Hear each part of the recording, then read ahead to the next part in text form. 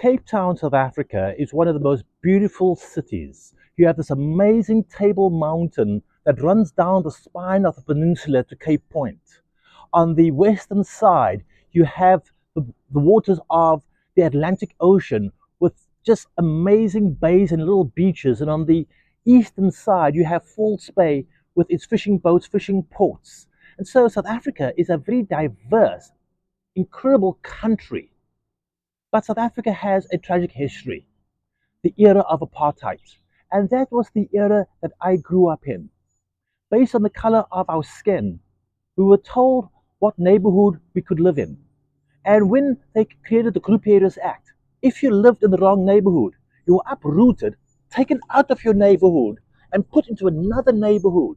So if you were classified as white and you were in a colored neighborhood, you were moved to an incredibly beautiful area. But if you were dark skinned and you lived in a beautiful area, you were thrown out of that onto some areas we call the Cape Flats, which was dusty, which had no trees, which was just flat. And so the Group Areas Act divided our community. But it went beyond just dividing our community. Where you could sit on the bus or the train was also critical. If you sat in the wrong place, any person who was seen as your superior could insult you, could throw you off the bus, throw you off the train. I love spearfishing, and there was an area that I found good spots to go spearfish, but I couldn't get into the water from those spots because it was too rocky, too rough. So I'd go onto a beach and then just swim around the point. And I would leave my clothing on the beach, get into my wetsuit, and make that swim. But so many times I was thrown off that beach. I was 14 years of age. I was called every unimaginable derogatory name. I was demonized by a fellow human being who happened to have authority because he was representing the police force. He was representing the beach patrol. So he had authority to remove whoever he felt did not belong. But what's worse was he had the moral belief of superiority that he could insult a human being into the most demeaning way. Didn't matter that I was a child. I always had to pay attention to my surroundings in fear of what things would become. We had these major protests. I was a kid who grew up in that era of the protests, the era of the violence, where we stood up for what we believed as fair, as equal, as inclusive. But we had the risk of the police tear gassing us, putting the dogs loose on us, beating us up, shooting us with rubber bullets, even shooting us with live ammunition. I saw my classmates, some of my classmates, badly injured. And in later years, in further protests after high school, some of my classmates also died. We were not even adults when these things took place.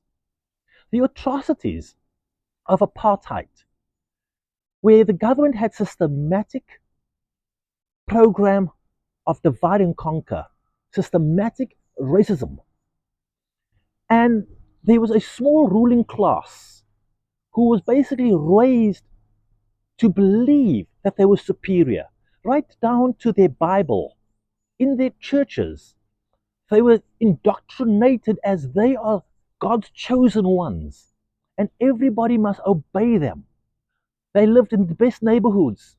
They had the best jobs, overseeing everybody else. They were paid more money because of the color of their skin being classified as superior to the rest of us. And that gave them the authority to abuse people. And they truly believed this propaganda.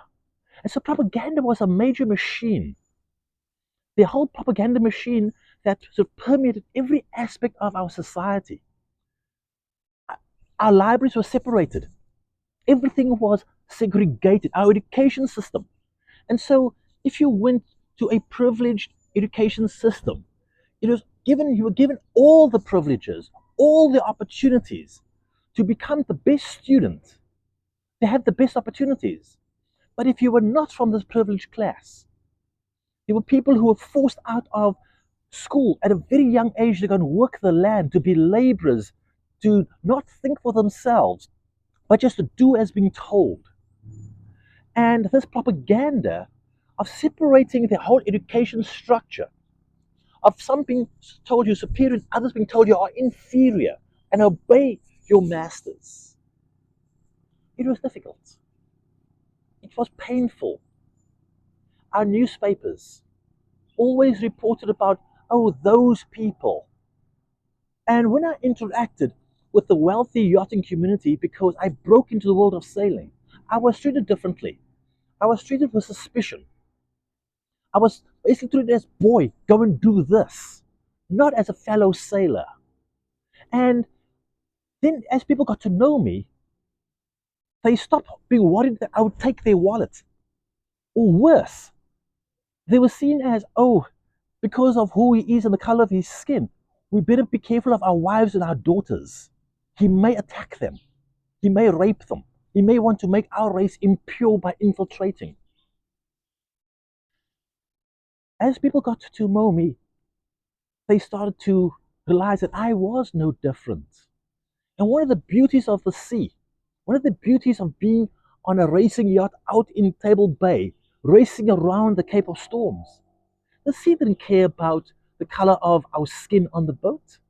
The sea didn't care about the, the economic inequality that was happening because I was not someone who came from this privileged class belonging on the boat. The sea did not care about who my ancestry was or their ancestry. It made us equally as wet. We all got seasick at times.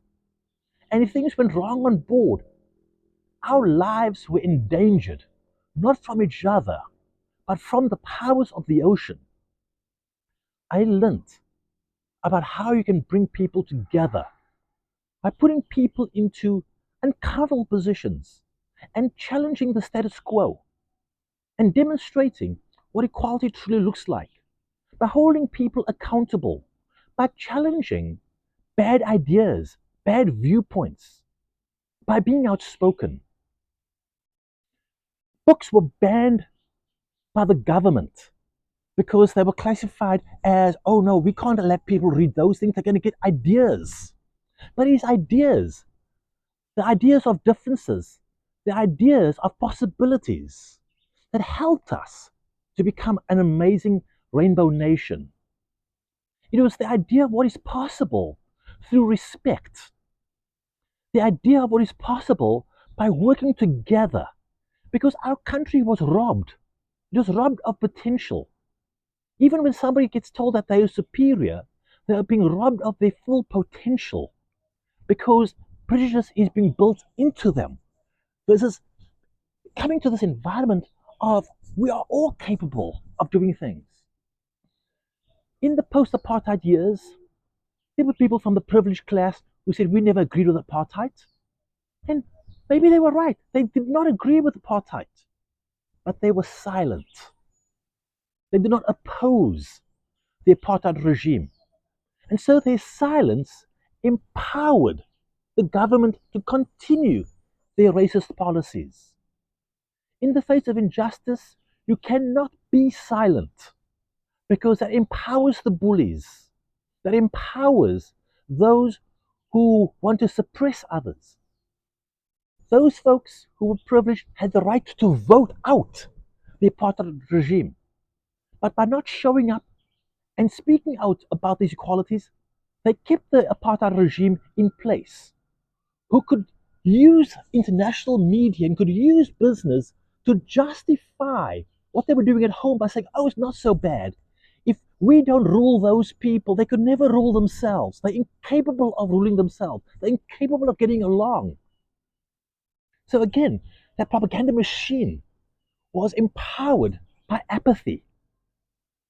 And then there were those who said, well, I was never interested in politics. Politics didn't impact me, so I didn't pay attention to it.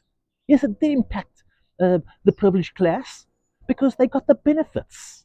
They didn't have to have the hardship and the struggles that others had, that we had. So you cannot say, oh, it does not influence me or impact me. It impacts every one of us. Injustice is injustice. Let us not be silent. Let us not stay away from the polls to vote people in who share our true values of human kindness. Let us keep people out who want to suppress the vote, who want to suppress our knowledge, who want to suppress our unity. Let us keep people out who want to create conflict. Let us be vocal for what we truly know is the right thing to do, the right thing in our hearts. Because as human beings, we have the capabilities to do so much.